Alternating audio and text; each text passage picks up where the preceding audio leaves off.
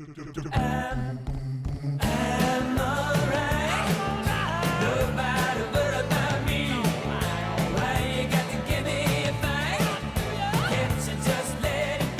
back to Birdies, Bogeys, Bushwood. I'm Jamie G, the officially unofficial mayor of the 19th hole. And I'm back with Magnum Mills to preview the 2026 Sony Open. Mills, I know the NFL playoffs are still going strong. Go Bills. But some golf in Hawaii sounds pretty good to me right about now. I think golf in Hawaii always sounds pretty good, no matter the time, but especially now. I am in towards the southeast of the United States, and it's absolutely crazy right now. It's like, oh, tonight the low is 29 and the high is 78. Get ready to use your heater and your air conditioner in the same day. So that's some crazy stuff here, but we're getting back into the swing of things for golf. Thank you for joining us for another episode of Birdies, Bogeys, Bushwood. Show is presented by Seize the Gap Fantasy Football. You can find our content wherever you get your podcast and on YouTube. Find us on social media at Seize the Gap FF and on the web at seizethegapff.com. Nice and easy to remember, just like the flaps, FLAPS. Follow, like, and please subscribe if you had fun. Please remember to hit that thumb, and please know we're not affiliated with Draftkings or the Draftkings Sportsbook, but that's where we're getting our odds and wagers from. Everything is accurate as of January 13th, 2026. Still feels a little bit weird to say. We're excited to be back for another season of PGA Tour golf. We're going to mainly focus on DraftKings plays and our favorite wagers, but I'm sure we'll find a few detours along the way through the 2026 season. Mills is our experienced golfer, while I'm here to offer my occasional insights gleaned over the years at the 19th hole. I'll also be doing the weather forecast each and every week, so you got that going for you, which is nice. And I love his very, very explicit choice of verbiage there. He said, I am the experienced golfer, not that I am the good golfer. It is kind of nice to get the handicap going up there, but it's also not nice that I somehow forgotten to putt as I get older. So now I'm like one of these ball strikers who has a terrible short game, and I don't like being known for that. So I got to do what I got to do. At least the cart girls still love me, so I have that going for me, which is nice. Before we get into the Sony Open, let's have a little fun with the questions 3. Who would cross the bridge of death must answer me these questions 3. 3 questions. What if you get a question wrong? Then you are cast into the gorge of eternal peril. Ask me the questions. I am not afraid. And we shall watch and pray. So question 1, golf in Hawaii. Damn, that sounds great. But let's make it even better. Which fictional character would you want to play a round of golf in Hawaii with? See, Hawaii makes it a little bit more specific here because you could pick anybody. It could be someone who's been in a golf movie, somebody who's not, but you're in Hawaii. I was thinking, like, man, who's Hawaii? Who's cool Hawaii? You know who's cool in Hawaii? Thomas Magnum. Magnum P.I., Tom Selleck with the stash, dude. I mean, he's driving around in the Ferrari, right? I mean, of course, he probably has a very cool golf cart, very cool to play golf with. He knows the island, so I feel like Thomas Magnum would be an excellent fictional golf partner here for playing in Hawaii. How about yourself, man? Who'd you want to get around in with? Well, I was just recently at a themed birthday party for a buddy of mine who turned 40, and the theme was The Sopranos. And yes, it would be easy to go with Uncle June here, but Mills, I'm going with the big man himself, Captain. Give me Tony Soprano here. I just think this would be so much fun on the golf course, smoking a cigar, talking a little trash. Hey, all the good things there. I just would be a little bit afraid if I beat him. Yeah, that's the key. That's where you want to probably play doubles and make sure you're on his team, not going against him, because he'd probably not hesitate to intimidate the other golfers. And again, another guy probably access to a really cool golf cart. Like that's a big deal now, man. And the cart girls, obviously, Tony Tip's pretty big, so you would get them on coming to extra circuit around to see you. And yeah, Tony Soprano, maybe get to hang out with him after. Talk about a guy it'd be fun to go to the 19th hole with. Maybe after that we can go to the Bada Bing. So, Mills, question 2. Do you agree with the tradition of somebody who has a hole-in-one having to buy drinks for everybody at the bar after the round is completed? This is one I'm generally against this tradition. It all depends because there's so much that goes into it. It's supposed to be a fun event, and I did play in an old beer league, golf league, not the greatest structure of rules, but their one rule was, it was a bar hosted league, so everyone would go to the bar afterwards, and the rule was you did not have to buy a drink. Everyone had to buy you a drink if you hit the hole in one, and I like that flipping on the head. It's not that big of a deal if it's just your guys, whatever. You get 8, 12 guys in the bar or something, you got to buy them all a shot. But dude, you do this at a higher end country club and you walk in, there is a semi expectation, like you are going to pay for drinks for 30, 40 people, and these are going to be, you're talking hundreds, maybe thousands of dollars. Some places actually offer hole-in-one insurance. That's actually a thing. So I think it's fine, buy one for everyone in your group or something like that. I'm cool with that, but I do not agree with having to buy out the bar. How do yourself, where do you fall on this one? I think it matters whether or not you've gotten a hole-in-one too.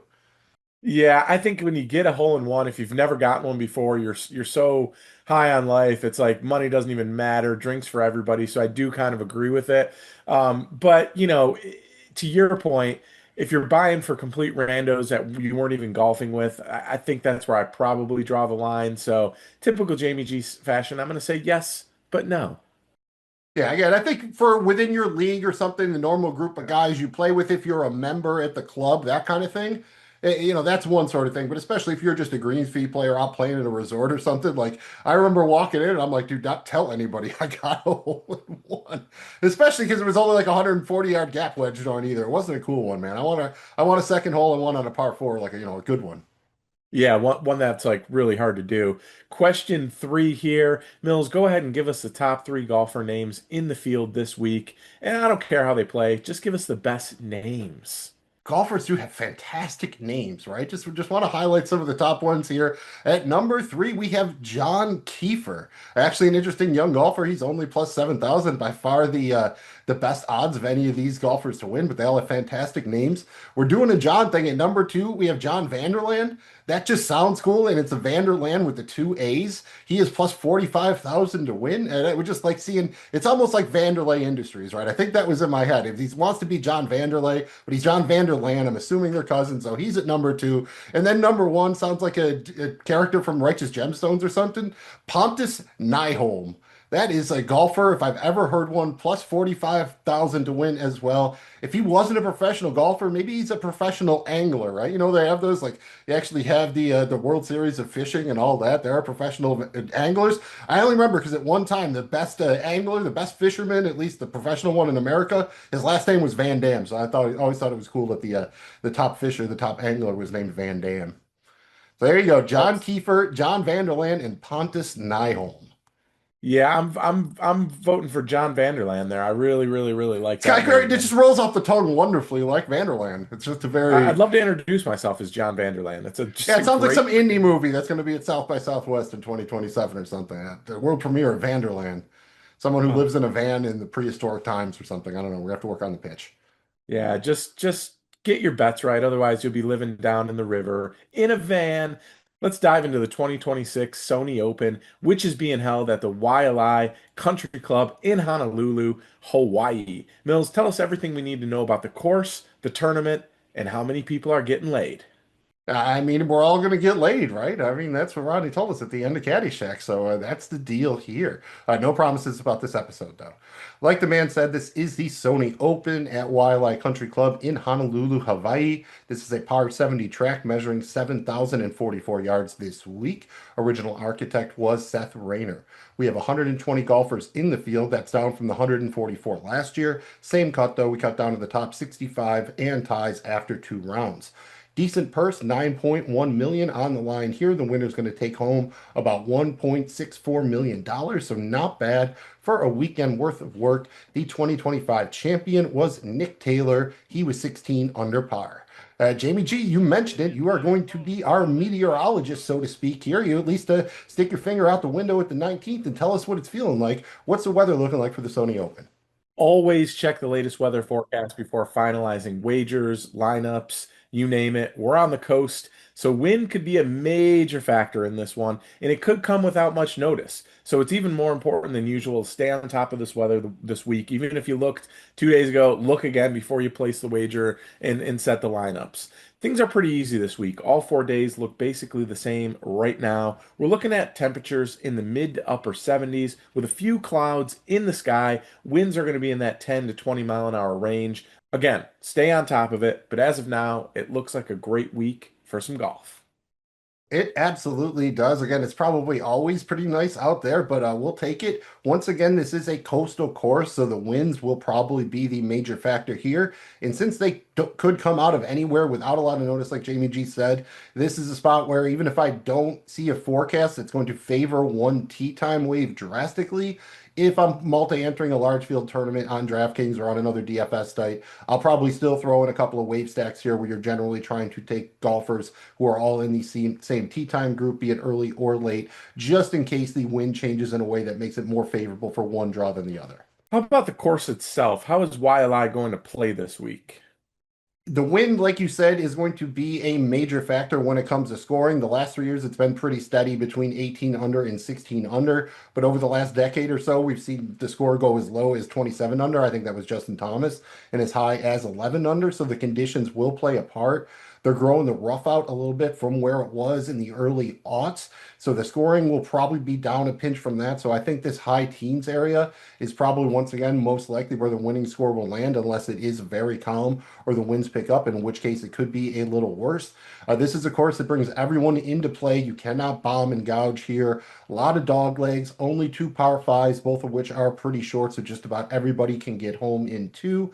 So it's a course where you have to find the fairways, hit the greens, make your putts. We got pure Bermuda here, actually a Tiff Dwarf Bermuda, if I remember correctly. That's tee to green, so going to give a little bit of a bump up here to the players who have performed well and putted well on Bermuda greens. But again, we'll see if the wind can kick up. That offers the best defense for the course. If not, this is probably going to be a low-level birdie fest that turns into a bit of a putting contest.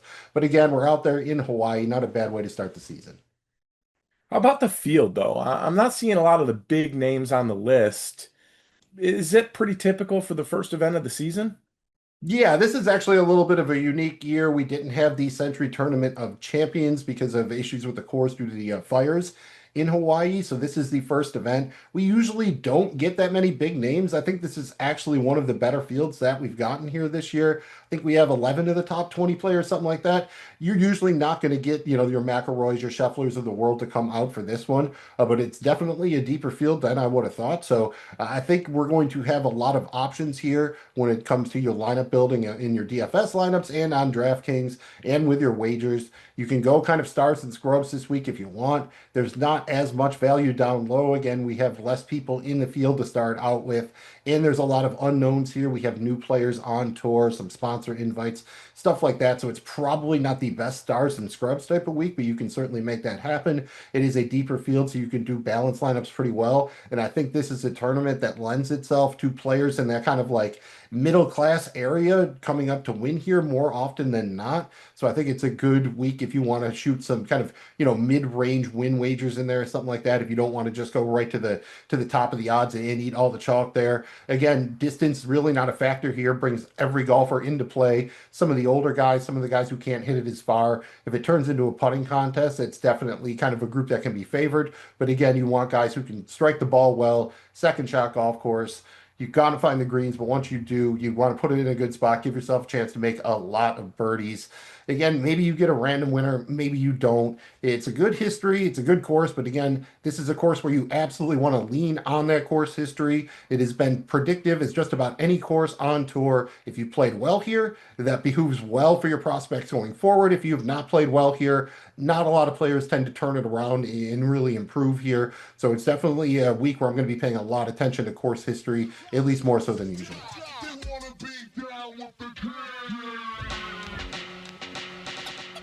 Here on Birdies, Bogeys, Bushwood, we are down with the king. So let's get into our DraftKings picks for the Sony Open. Mills, start us off with a little chalk talk. Who are the highly owned players you're locking in the lineup this week? Pretty chalky here. Right up top, you have Russell Henley. He's 10,300, projecting for about 25% ownership. Came in first in my model, played great here over the last 5 years, finished 10th, 4th, 32nd, 2nd, and 11th, finishing just one stroke outside of the win. 7th in my driving accuracy metric as well. Huge deal here. Like I said, accuracy matters much more off the tee than distance. He's got the shortest odds to win. The books aren't always right. Winning odds in golf are a little misleading, but he has definitely one of the highest floors and highest ceilings of any player in the field. He is 23rd or better in every single category in my model. The most balanced player in the field. He's second in strokes gained here overall and first in strokes gained on the similar and correlated courses here. So I think this is a case where I feel pretty comfortable paying up for the most expensive player on the slate. And then we have the defending champion, the Canuck. Nick Taylor is 9K flat, projecting for about 15% ownership. Came in 17th in my model. Been absolutely on fire here the last 4 years. Again, he's the defending champion. Before that, finished 7th, and 11th.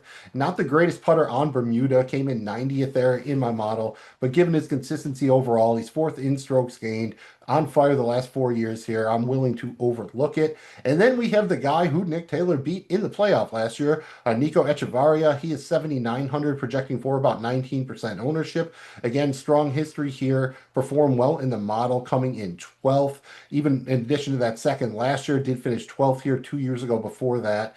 His numbers overall are pretty solid. I am a little bit worried that he's only 88 in strokes gained around the green, but he's also second in strokes gained putting on Bermuda. So those two numbers tend to balance themselves out. Good at gaining fairways, came in 25th there, 20th in strokes gained approach. So he's a ball striker who can make putts on these Bermuda greens. Strong history here. That's the archetype of player we're looking for this week. So I don't mind eating that chalk. How about a seaweed break? Which highly owned players are you staying away from at the Sony? The first one's a little bit weird. It's Hideki Matsuyama, 9,700, projecting for about 23% ownership. I still like him here, but I think he is just a little bit overheated right now. I expect him to finish somewhere between, I don't know, 8th and 18th.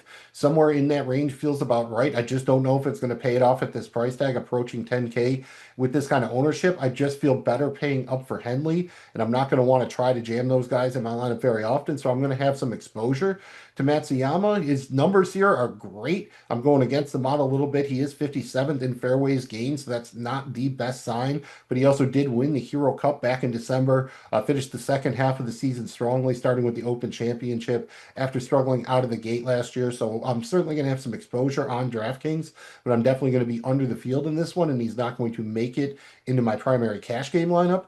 And the other guy's another one of my favorites, one of my favorite putters here, Denny McCarthy, 7,900, projecting for about 16% ownership. 18th in my model. Decent here the last 4 years. He's been trending in the good direction. He's gone 16th, 24th, 32nd, 48. So coming off a tie for 16th last year, but he's 81st in my driving metric, which is not a good sign for him. He is not a great ball striker. The putting numbers are awesome. He's third in strokes gained putting on Bermuda, but he's only 53rd in strokes gained around the green. That surprised me. I always considered him a better all-around short game player, where he's really been carried by his putter lately. He's a player I like when he's cheap and low owned. Here you have him at almost $8,000, 16% ownership. So I think it's going to be a week. I'm going to pass on Denny. Who do you have as the dynamic duo this week? Which pair of players do you find yourself using the most? Generally, if I'm going to play Henley or someone up top, there's not a ton of value here. So I find myself wanting at least one player in the kind of the mid eights and one player in the mid 7K range. So I keep going back to the well with two of my guys here. You have another Canadian, Corey Connors, 8,600, projecting for about 19% ownership, and Daniel Berger, 7,500, projecting for about 13% ownership.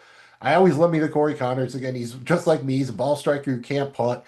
Came in 7th in my model, 11th in my accurate driving metric. Numbers are all over the place here. Last 2 years, not good. Missed the cut, finished 57th. 2 years before that, finished tied for 12th and tied for 11th. So has shown a wide range of outcomes here, but has had success. Looks good in the model. He finished in the top 18 of every category except the short game stuff. Strokes gained around the green, where he's 101st, and strokes gained putting on Bermuda, where he was 77. So he's going to have to hit the ball really close and just hope to make a couple of putts.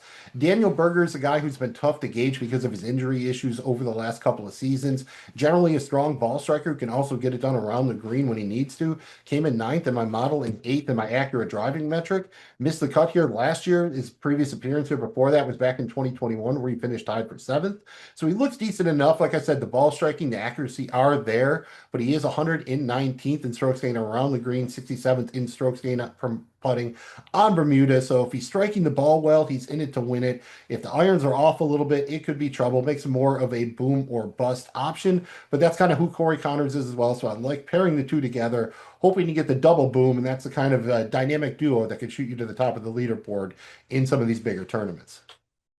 Well, speaking of large field tournaments, give us a couple plays for those. Who's our tournament trio this week?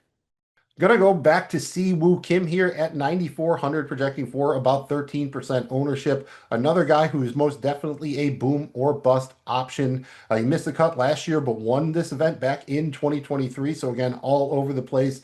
Came in 19th in my model, 5th in my accurate driving metric. Classic tournament boom or bust player here. He's a classic Bob. Checks all the boxes you want as far as strokes gained approach and accuracy in terms of gaining fairways, but absolutely terrible putting on Bermuda greens, where he came in 109th. Matt Meisner is a nice kind of value play here. I don't know how much he's flying under the radar, but he's only projecting for about 16% ownership at 7,500, so I'm willing to eat some chalk at that price point. Came in 11th in my model, finished tied for 21st here in what I believe was his first appearance at the Sony. Came in 9th in strokes gained on these similar and correlated courses, so it makes sense that he had some success here last year. Came in 13th in strokes gained approach and 19th in greens and regulation gain. So again, both boxes I'm trying to check off here. Strong but accurate iron player. And then we're going to go down to Emmanuel Grillo. He is 7,400, projecting for about 11% ownership. Very, very much a Bob. In the last 4 years here, he's missed 3 cuts and finished 7th once. So it is a little bit all or nothing. Came in 16th in the model, 9th in the accurate driving metric. He's elite at putting and finding fairways, hitting greens. He just can struggle at certain times. And one thing that does stand out here, par 4 scoring will be important. He came in second in strokes gained on par 4s, 450 to 500 yards. You have a handful of those on the course here. So if he can excel there, make up some ground, could be a good place for Grillo to get it going. We always need some cheaper options to make our lineups work, and luckily, we got a guy for that. A doctor, even. Take it from me. I am a doctor. Dr. Toboggan. Mantis Toboggan. The doc has 3 dumpster dives on the prescription pad this week, starting with our buddy, our guy, Bud Cauley, 7,000 flat, projecting for about 7% ownership. Not much of a history here. Did finish tied for 30th last year. Another guy who struggled with injuries and medical issues. Came in 35th in the model, 15th in my accurate driving metric. So that's something to like there. A guy who's a solid Bermuda putter. He's played well in these similar in correlated courses. Not bad for $7,000, only projecting for about 7% ownership. Drop down a little further, another great name here, Adam Svensson. He is 6,700, projecting for about 6% ownership. Came in 39th in my model, but more importantly, he is a guy who's just been grinding cuts here. The last 4 years, he's finished 30th, 30th, 41st, and 7th. Not ideal. You really want at least top 20 finishes, but at 6,700, you feel pretty confident he can make it to the weekend. So I certainly want some exposure to that. And then finally, we got to get one of the old heads in there. Let's go with Zach Johnson, one of the oldest heads here, only 6,500, projecting for about 1% ownership. Saw him have a couple of moments last year. I remember him sticking around at Augusta. Still came in 26th in the model. Extensive history here. Hasn't been great over the past 5 years or so, but did finish tied for 21st last year. He is supremely accurate and one of the best Bermuda putters in the field. So don't mind old man Zach Johnson here at the bottom of the dumpster. One of the best parts about golf, whether you're playing or watching, it's getting a little action down. It's time for Bet It, Bank It, Blow It.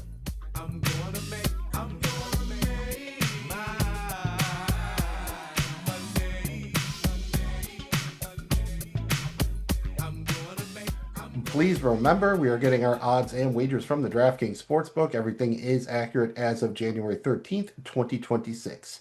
On Bet It, Bank It, Blow It, our preferred currency is the Cricket coin. In Cricket, we trust, so all of our wagers will be in the form of Cricket coins. Well, first up, we got our position propositions. We're each going to give you a couple of our favorite finishing position wagers. Mills, go ahead, remind everyone how this works. Just always reminds me of Chris Tucker's Ruby Rod in the Fifth Element. You know, we like all positions here. That's how we're doing it. We're going to have 3 wagers here. We have to make a top 5 finishing wager, top 10, and top 20. All of these will be including ties. We're going to put 25 Cricket coins on our top 5 wager, 50 coins on our top 10 wager, and 100 coins on our top 20 wager. Again, all of these are including ties. The odds are up to you. You can go as short or as long as you want here. Whoever has the most coins at the end of the season wins, as long as you are profitable. This is week number 1, so we're both at 0. Jamie G, who do you have here for us for your position propositions?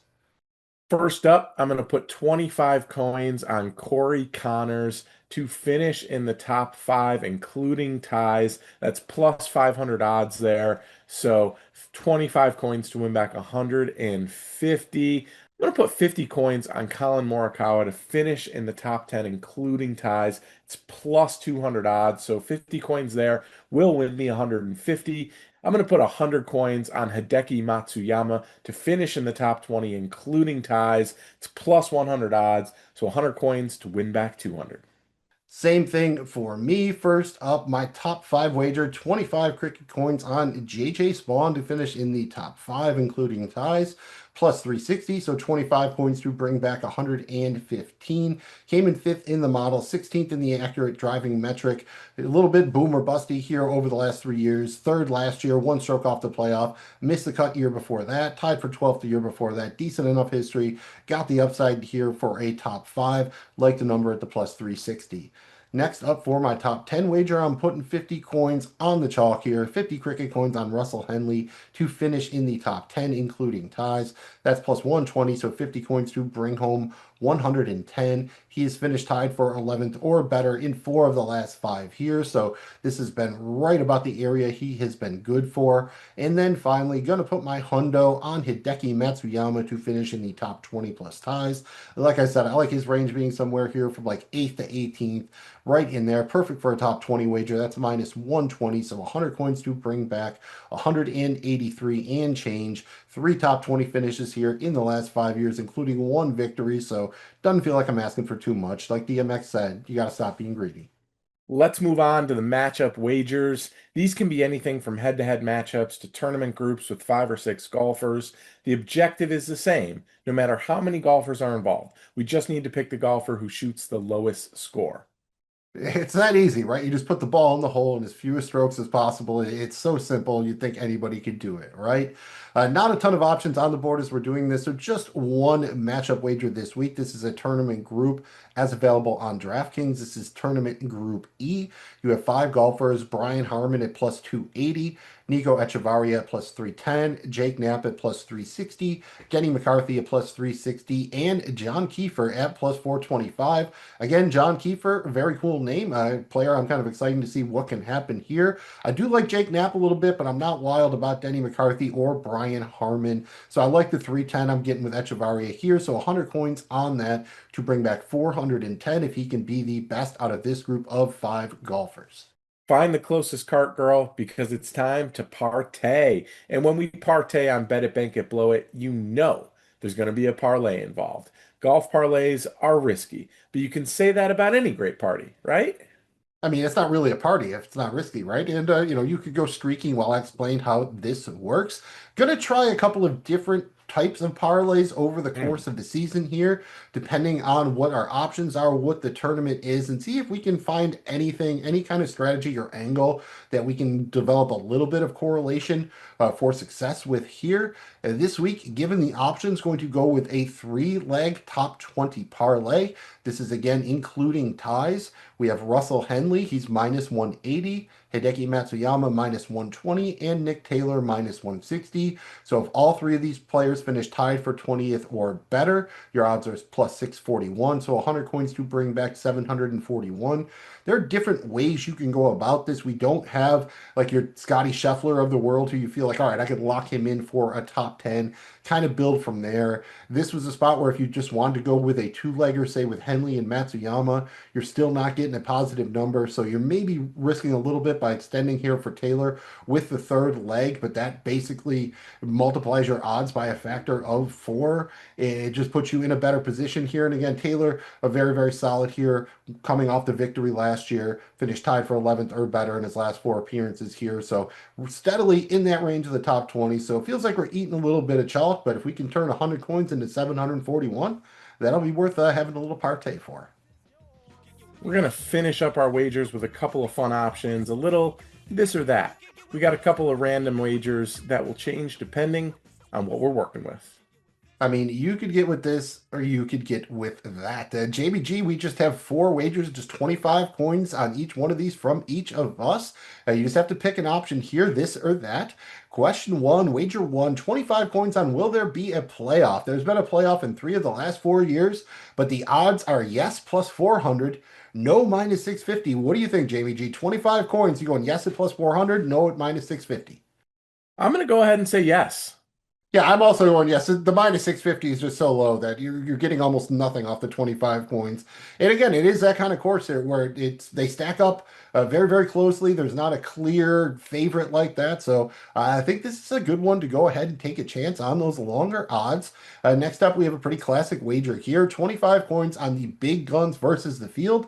Typically, the big guns will be like, Scheffler, McIlroy, John Rahm, or something like that. No, here we have 10 options as the big guns. Russell Henley, Ben Griffin, Hideki Matsuyama, JJ Spawn, Colin Morikawa, Robert McIntyre, Siwoo Kim, Keegan Bradley, Maverick McNeely, Corey Connors. Those are the big guns. They are plus 150. Or you can have the field, the other 110 golfers in the field. That's minus 200. So are you eating the chalk with the field, Jamie G, or are you taking a chance on one of the top 10 here? I'm going to take a chance with the top 10 and go with the big guns. There's a lot of, you got 10 of them, right? One of them's going to get there. So I'm going to go ahead and do it and take the plus 150 odds. I love how they structured this one. This makes it feel like it's a pretty good wager either way. I'm just going to take the field here. In my experience, especially when there's no clear favorite like that, weird stuff happens in golf. Like I said, this is an event where the middle class has tended to somehow pull out a victory. So I'm going to go ahead, take the field here. And here's a fun one that's generally available every tournament.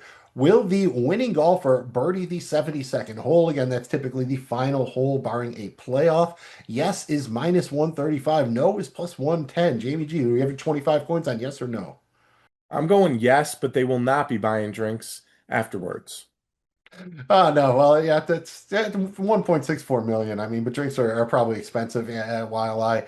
I'm going to go with no here, just because if we're leaning into the playoff, I'm going to go with ultimately the winner, kind of like backdoors in or whatever, pars that hole. So that doesn't wind up working out that way. So I'm going to go with no. And then finally, we have one nationality wager here. There's 9 Japanese golfers in the field. Jamie G, would you rather have Hideki Matsuyama at plus 120 or the field, the other 8 Japanese golfers at minus 150? Honestly, I'm going to go Matsuyama here. I mean, there's just not enough optionality here with only 7 other guys, and you're not getting that good of a number at minus 150. I'm just going to take him at plus 120. Yeah, I'm also going to go with Matsuyama here. Again, it's a little bit of a numbers game, but there's not a lot of these other guys that really have much experience or even showing up on the model. I think Kayama is pretty good at hitting fairways, but that's probably about the only other guy that popped it all in any way here. So I think this is a good spot, especially because you're getting the nice plus 120 numbers. So we're both taking Hideki over the rest of the Japanese golfers. That brings us to our one and done picks. We got a $9.1 million purse with about 1.64 million going to the winner. That being said, we got a long season ahead of us. Mills, how are you approaching the one and done contest for the Sony? Overall, I think the Sony is one that you can play just about any way you want. I don't know if I'm going to eat the Russell Henley chalk here. As far as how we're going to do this every week, going to try to give you 3 one and done options. One for those of you in smaller contests, say with 100 entries or less. One for those of you in more medium-sized contests, called 500 entries or less, and then one for those of you in large field contests, call it more than 500 entries. Again, a one and done contest is like NFL Survivor for golf. You can select a golfer once during the season. Whatever prize money he wins in the tournament where you select him, you win as well. So it behooves you a little bit to have better options available for some of the bigger purses. Here we have about 1.64 million going to the winner. That's decent enough, about middle of the road. Like I said, I don't want to necessarily eat the Russell Henley chalk, just because I try not to eat chalk in general when it comes to one and done, and try to give yourself a little bit of flexibility here. But other than that, I think you can be pretty free with who you want to go with. If you are in a smaller one and done contest, I think it's a good week to go with Keegan Bradley. He is plus 2,200. Didn't really mention him. He's kind of in a weird spot on DraftKings, but he came in 20th in the model. Solid history the last 4 years here. He does have one missed cut, but other than that, has finished 6th, 2nd, and 12th. He's a guy who is an option a lot of weeks for you, but very rarely does he rise to the top. So I think especially if you are in a smaller type of contest, contest, it's a great spot to use Keegan Bradley. If you are in a medium-sized contest, again, somewhere between, call it 100 and 500 entries, I don't mind going back to the well with Nick Taylor. He's plus 4,000. I generally shy away from going with somebody to repeat, but this is just an excellent spot for him. I've talked about him already. Excellent history here. Fits well in the model. Been great on the correlated courses. And he's a guy who will pop up once in a while, but outside of the Canadian Open, when everyone will consider him, Taylor really isn't going to be towards the top of your list that much. So I like using him here in a medium-sized contest.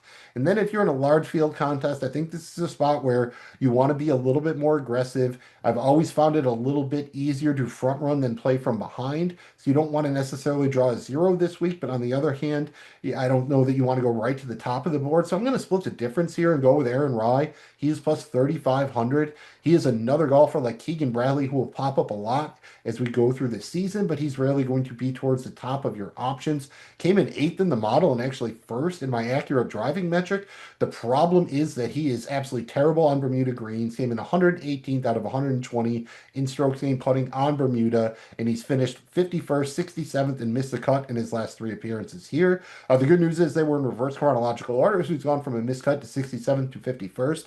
Not doing a lot for you, but this is a high upside golfer who's not going to pick up a lot of ownership here. This course fits his profile well. I'm going against the grain. Yes, course history is pretty sticky, but I don't know if 3 appearances is enough to build a real sample size out of yet. So going to take a shot on Aaron Rai if you're in a large field one and done tournament. And again, if you're in a medium one, you can go with Nick Taylor. And if you're in a small one, you can go with Keegan Bradley. But don't worry, if it's a small one, it'll be big again soon. The final order of business is to make our picks for the Birdies, Bogeys, Bushwood one and done contest. This is our 3rd season doing this. I'm looking forward to my 3rd straight win. And you do a good job, man. You take the big names up front, and I get tricky with it, and you get ahead. And like I said, it's easier to front run in these than play from behind. I think that means you are up first. You have access to everybody here. Who you taking as your one and done pick for the Sony Open? Mills, I was hungry when I did this. I'm going with Daniel Burger. Give me the burger, bacon with cheese. I'll even put an egg on top, plus 5,500. This year, I'm going to save some of the better names. I know it's an average size purse. There wasn't a ton in here that I wanted to go top heavy with, so I'm going with the burger, man. Give me Daniel Burger. I love Burger. I think this is a great spot to deploy him. I just thought for a second when you're doing the 100 joint, I'm like, wait, is Matthew Wolf in the field? Is he going to do a hungry like the Matthew Wolf thing? But nonetheless, Matthew Wolf not in the field. I'm going to stick with my guns here. We recommended Keegan Bradley if you were in a small contest. This is a small contest. So I'm going to go with Captain America here. Give me Keegan Bradley plus 2,200. Thank you guys for checking out this episode of Birdies, Bogeys, Bushwood. We appreciate you checking out the show, and we hope that we've helped you out. If you got any questions, comments, or whatever, even if you just want to complain about your driving or your putting, drop a comment below, listen to the episode, hit us up on social media. Good luck in all your golfing endeavors this week, and most importantly, go Bills. And also, tip your car girls, very important as well. Thanks again for checking out this episode of Birdies, Bogeys, Bushwood, presented by Seize the Gap Fantasy Football. Find our content wherever you get your podcasts and on YouTube. Find us on social media at Seize the Gap FF and on the web at seizethegapff.com. Nice and easy to remember, just like those flaps, FLAPS.